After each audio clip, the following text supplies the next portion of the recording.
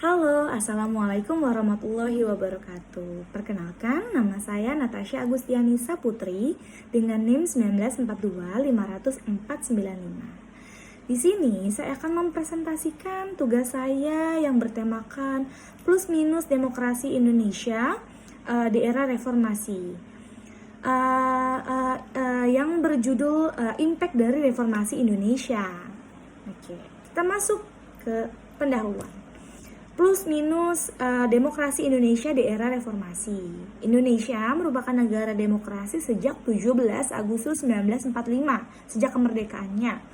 Nah, Indonesia juga menjadi contoh negara demokratis di kawasan Asia.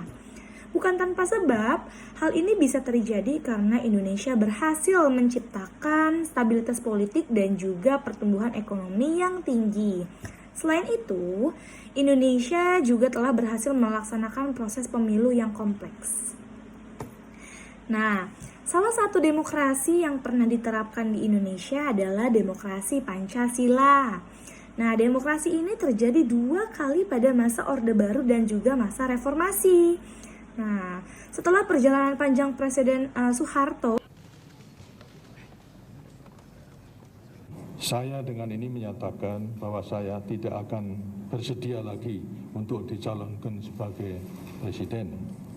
Untuk melaksanakan tugas-tugas yang sangat berat karena berbagai krisis di bidang ekonomi, politik, dan hukum, maka saya segera akan mengadakan reshuffle kabinet sehingga kabinet pembangunan 7 berubah menjadi kabinet baru yang dinamakan kabinet reformasi.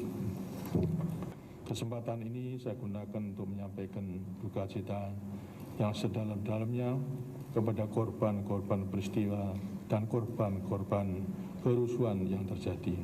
Semoga arwah para korban diterima oleh Tuhan Yang Maha Esa dengan sebaik-baiknya. Kepada anak, sanak keluarga dan korban daripada para korban, kiranya diberikan kekuatan iman dan ketabahan oleh Tuhan Yang Maha Esa. Sekali lagi, terima kasih atas perhatian daripada Saya juga pendirian untuk tidak menjadi presiden. Saya bertekad ngamandito, dalam arti saya akan mendekatkan diri dengan Tuhan, kemudian mengasuh anak-anak dengan sebaik-baiknya selalu menjadi warga negara yang baik. Kepada masyarakat, saya akan memberikan nasihat kepada negara dengan sendirinya, tuturi handayani, menggunakan segala apa yang kita miliki untuk membantu dan negara tersebut.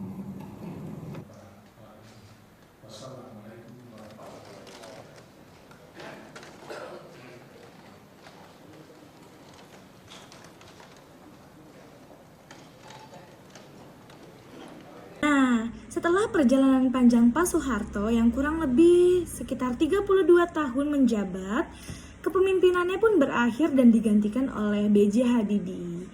Nah, era Orde Baru berubah menjadi era reformasi dengan membawa harapan dan juga angan-angan baru. Masa reformasi terjadi pada tahun 1998 sampai sekarang ini. Kira-kira apa saja ya dampak dari reformasi? Sebenarnya, secara umum, era reformasi mengembalikan semua hak yang telah dirampas dari model pemerintahan sebelumnya dan memberikan kesejahteraan kembali kepada rakyat Indonesia serta memperkuat demokrasi Indonesia. Tapi lebih rincinya yang pertama yaitu amandemen UUD 1945, lalu ada juga pemilihan presiden secara langsung, yang ketiga pembatasan masa jabatan presiden, yang keempat, kebebasan presiden. Yang kelima adalah restrukturisasi ABRI atau TNI. Oke. Nah, kalau tadi sudah kita bahas tentang demokrasi Indonesia dan juga dampak dari reformasi, sekarang kita akan beralih ke plus minusnya. Yang pertama, plusnya atau kelebihan demokrasi di era reformasi. Yang pertama itu ada demokrasi yang lebih terbuka tentunya. Yang kedua, upaya pemberantasan korupsi. Yang ketiga, kebebasan berpendapat juga berbicara. Yang keempat, jumlah partai politik yang tidak dibatasi. Dan yang kelima, stabilitas politik lebih terjamin. Ya. Oke, lanjut ke kekurangan kepada kekurangan demokrasi. Nah, ada mungkin sekitar 5 atau lebih kekurangan demokrasi. Yang saya akan sebutkan di sini adalah hanya 5 ya. Yang pertama, kebebasan di masyarakat yang terlalu tinggi. Memang kalau demokrasi di era reformasi ini, kebebasan di masyarakat memang sangat tinggi ya. Yang kedua, pengetahuan tentang politik relatif rendah.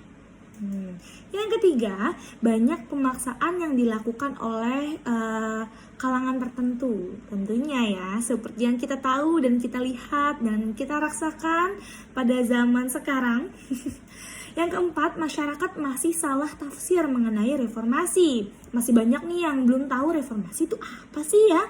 Yang kelima, ditinggalnya beberapa program pemerintah yang cukup baik secara konsep. Jadi, ketika masa reformasi ini tercipta, maka konsep-konsep pemerintahan yang baik pada zaman dulu, pada zamannya Pak Soeharto itu sudah ditinggalkan. Sayang sekali ya. Dan itulah plus minus demokrasi di Indonesia pada masa era reformasi.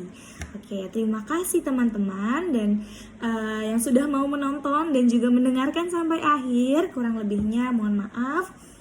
Wassalamualaikum warahmatullahi wabarakatuh. Sekitar pukul 9:15 waktu Indonesia Barat, tidak berapa lama setelah menyatakan pengunduran dirinya dan menyerahkan jabatan ke B.Y. Habibie, Pak Harto meninggalkan Istana Merdeka didampingi putri tertua Siti Hardianti Rukmana atau Mbak Tutut. Dengan didampingi Mbak Tutut, Pak Harto memasuki mobil sedan Mercedes berwarna hitam berplat nomor sipil B2044AS. Masih dengan iring-iringan kendaraan pengawal, Bapak Soeharto meninggalkan Istana Merdeka menuju kediamannya di Jalan Cendana.